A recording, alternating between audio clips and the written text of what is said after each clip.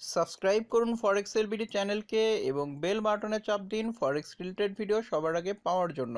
Hello ফরেক্স tedder ভাই বন্ধুরা, নিয়ে আসলাম ফরেক্স এলবিডির আরও একটা নতুন ভিডিও। তো আজকের ভিডিওতে আমি দেখাবো কিভাবে সঠিকভাবে ট্রেন্ড লাইন আঁকবেন এবং এই ট্রেন্ড লাইন আঁকার মধ্যে কি কি সীমাবদ্ধতা আছে। এখন আপনি কেন হচ্ছে এই ভিডিওটা সম্পূর্ণ দেখবেন, কারণ হচ্ছে ট্রেন্ড লাইন আঁকা যদি আপনি সঠিকভাবে শিখে ফেলেন এবং সঠিকভাবে কাজে লাগাতে পারেন তাহলে সবসময় আপনি লাভে থাকবেন।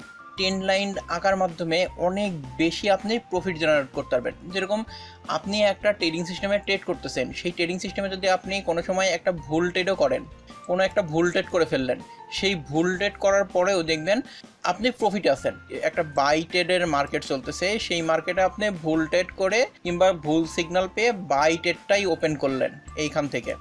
তখন কি হবে, মার্কেট যদি একটু নেগেটিভেও আসে, এরকম একটু যদি নেগেটিভেও আসে, কিন্তু তারপরেও কিন্তু যেহেতু আপনি বাই ট্রেন্ডের মার্কেটে বাই ট্রেডই করছেন, তারপরে কিন্তু মার্কেট ওই আপনার দিকেই মুভ করবে। কি হলো, আপনার প্রফিট করার চান্স অনেক বেশি থাকলো। এই কারণে ট্রেন্ড লাইন শিখা আসলে অনেক জরুরি। আপনি যেই ট্রেডিং সিস্টেমে যেভাবেই ট্রেড করেন না কেন, আপনার যদি ট্রেড লাইন আইকে এবং সেই মতো ডিসিশন নিতে পারেন তাহলে আপনারা অবশ্যই লাভে থাকবেন। এই জন্য আসলে আপনাকে সম্পূর্ণ ভিডিওটা দেখা লাগবে।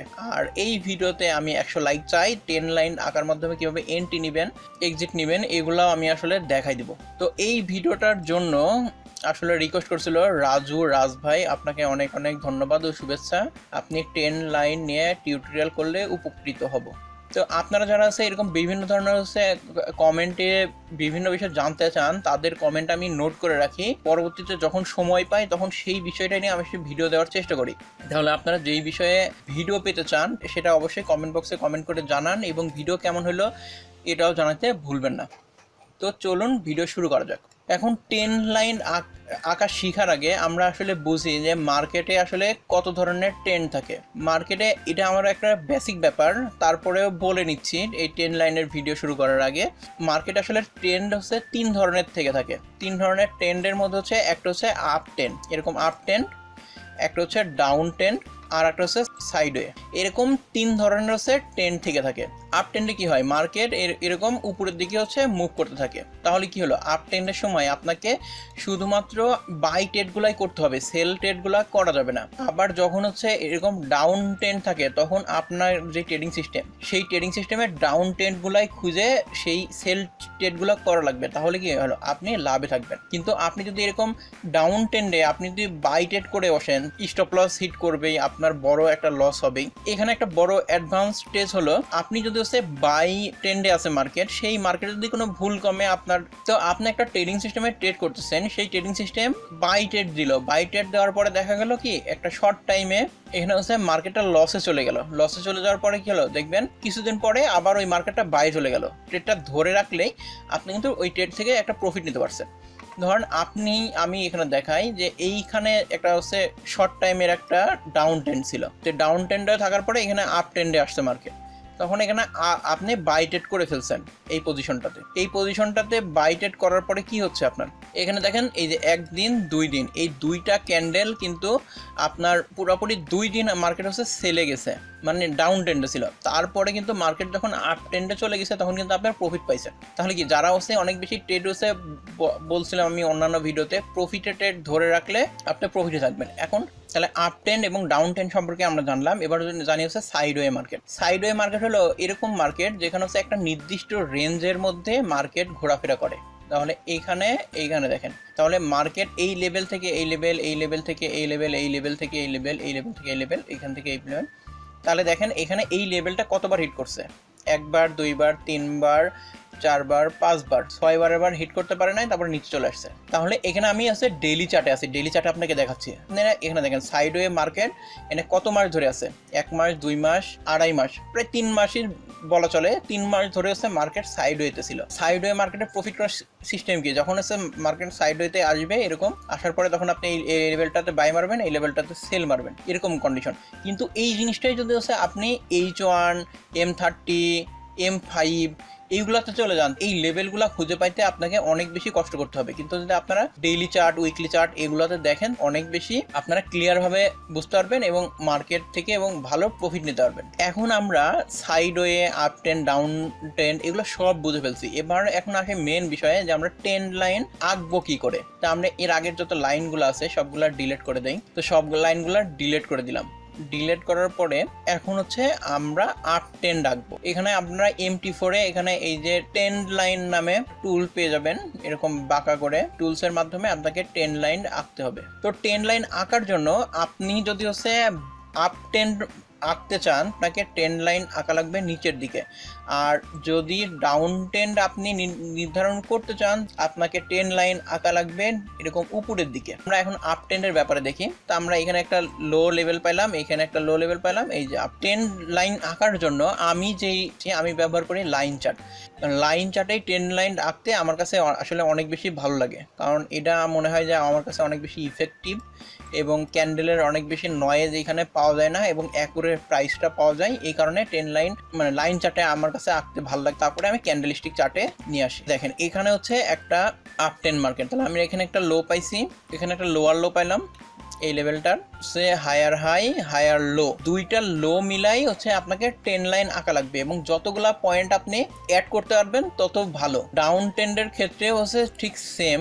ডাউন ট্রেন্ড যদি দেখাই, এখানে এই চার্টে আমি দেখাচ্ছি, এখানে একটা লেভেল আছে, এখানে একটা লেভেল আছে। তাহলে আমরা এখন হচ্ছে ডাউন ট্রেন্ড আঁকা হয়ে গেল। তাই আমরা যখন এই লেভেল এঁকে ফেলছি, তখন দেখেন যে মার্কেট এখান থেকে অনেক বেশি নামা শুরু করছে। তো আমরা দেখেন এইখানে যাই কিন্তু আর একটা পজিশন পাচ্ছি, যেখানে আসলে মার্কেট এখানে অনেক বেশি কাজ করতেছে।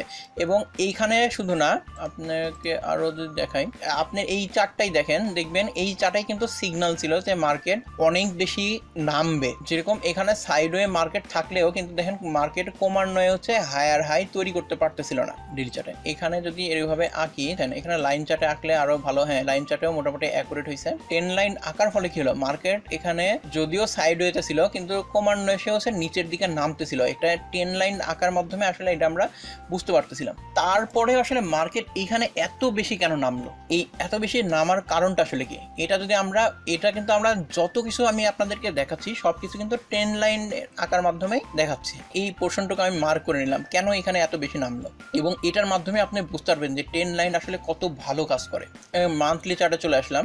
মান্থলি চলে আসার ওখানে আমি যে মার্ক করছি এই লাইন এখানে কিন্তু দেখা যাচ্ছে। কারণ মান্থলি চার্টে যদি আমি ট্রেন্ড লাইন আঁকি, মান্থলি চার্টে যেহেতু হচ্ছে ডাউন ট্রেন্ড চলতেছে, লাইন চার্টে চলে আসলাম। চলে আসার পরে আমরা এখানে কয়টা পয়েন্ট হিট করতে পারছি, একটা, দুইটা, তিনটা, এই 4 নম্বর পয়েন্ট দেখতে পাচ্ছেন যে এখানে 1 নম্বর পয়েন্ট এবং 2 নম্বর পয়েন্টে ধরে আপনাকে ট্রেন্ড লাইন আঁকতে হলে 2টা পয়েন্ট ধরাই লাগবে।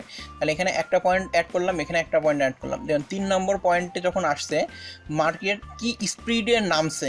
এই যে লাস্ট আমি যেটা আপনাকে মার্ক করে দেখালাম, যে এখানে কিন্তু মার্কেট সাইড হইতে ছিল যে এই ট্রেন্ড লাইন ভাঙতে পারবে কি পারবে না, অনেক চেষ্টা করার পরে ট্রেন্ড লাইন ভাঙতে পারে নাই। ভাঙতে না পারার পরে কি একটা মার্কেট কিন্তু অনেক দ্রুত নিচে নেমে চলে আসছে, যেটা আসলে আপনারা কিন্তু শর্টার টাইম ফ্রেমে বুঝতে পারবেন না। আপনারা ট্রেড করেন শর্টার টাইম ফ্রেমে কিন্তু সমস্যা নাই, হায়ার টাইম ফ্রেমে যদি আপনারা এগুলো অ্যানালাইসিস করতে পারেন তাহলে আপনার জন্য ট্রেডের ডিসিশন নিতে অনেক সুবিধা হবে।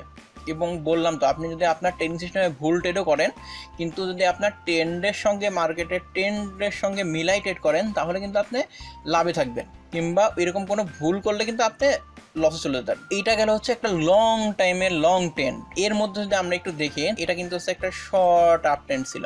যখন আমরা মান্থলি চার্টে আছি, শর্ট আপ ট্রেন্ড ছিল। শর্ট আপ ট্রেন্ডটা যখন শেষ হয়েছে তখন কি স্পিডে মার্কেট নিচে নামছে তাহলে বুঝতে পারছেন আপনারা। এবং ট্রেন্ড লাইন যে আসলেই কাজ করে, মার্কেট ইউরোএসডির বর্তমান যে কন্ডিশন, মার্কেট ট্রেন্ড লাইন, এই ট্রেন্ড লাইন আছে এটাকে হিট করে এখন এখান থেকে অনেক নিচে নামতেও পারে, আবার ট্রেন্ড লাইন ব্রেক করে মার্কেট উপরের দিকে উঠতে পারে।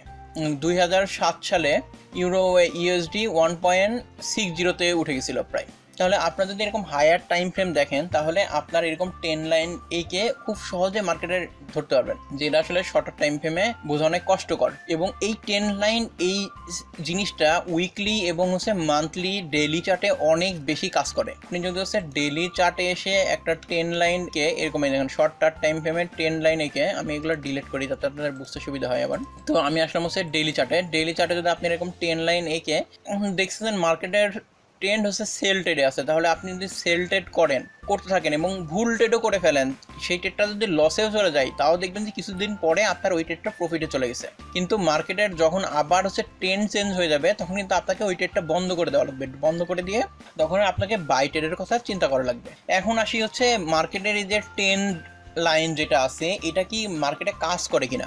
কাজ করে, এটা আমরা দেখলাম। এখন এটা নেগেটিভ সাইড কোনটা, যে মার্কেটের 10 লাইন যেটা আছে, এটা আপনাকে 2টা পয়েন্ট অ্যাড করে এরকম 10 লাইন আঁকা লাগবে। আঁকলেন, আঁকার পরে দেখেন এখানে এই 2টা পয়েন্ট অ্যাড করছি। অ্যাড করার পরে মার্কেট কিন্তু আবার উঠছে, উঠার পরে দেখেন এখানে কিন্তু নেমে গেছে, নেমে যায় আবার একটা লো তৈরি করছে। তখন এইসব ক্ষেত্রে আপনাকে আবার এগুলা এইভাবে ঠিক করে নেওয়া লাগবে। 10 লাইন, মার্কেটের 10 লাইন এভাবে ঠিক করে নেওয়া লাগবে। ঠিক করে আপনাকে এঁকে নেওয়া লাগবে, কারণ মার্কেটের হচ্ছে আপনি একটা 10 লাইন আঁকলেন আর মার্কেট সেভাবেই হচ্ছে মুভ করবে, এরকম আসলে কোনো গ্যারান্টি নাই যে এই 10 লাইনটা আসলে কাজ করবেই, এরকম কোনো গ্যারান্টি নাই। কিন্তু 10 লাইন আঁকলেন, এই 10 লাইন হচ্ছে একবারে সঠিকভাবে কাজ করবে, এরকম কোনো আসলে নিশ্চয়তা নাই। আপনি 10 লাইন আঁকলেন, মার্কেট ওইভাবে কাজ নাও করতে পারে। তো এই কারণে ফরেক্স মার্কেটকে বলা হয় প্রবাবিলিটির মার্কেট। এখানে এটা মার্কেট এদিকে যেতে পারে, 100% যাবে এরকম কোনো আসলে গ্যারান্টি নাই। এর জন্য আসলে আপনারা 1% 2% এরকম রিস্ক নিয়ে ট্রেড করতে হয়, এবং ট্রেডগুলো প্রফিটে গেলে অনেক বেশি সেই ট্রেডগুলো থেকে প্রফিট নিতে হয়। তো আশা করছি এই ভিডিওতে বোঝাতে পারছি কীভাবে 10 লাইন আঁকতে হয় এবং 10 লাইন কীভাবে ব্যবহার করতে হয়। তারপরে যদি কোনো কিছু না বুঝে থাকেন, অবশ্যই কমেন্ট বক্সে কমেন্ট করে জানান। আমি চেষ্টা করব 10 লাইন নিয়ে আরও একটা ভিডিও দিতে। তো সম্পূর্ণ ভিডিওটা দেখার জন্য ধন্যবাদ।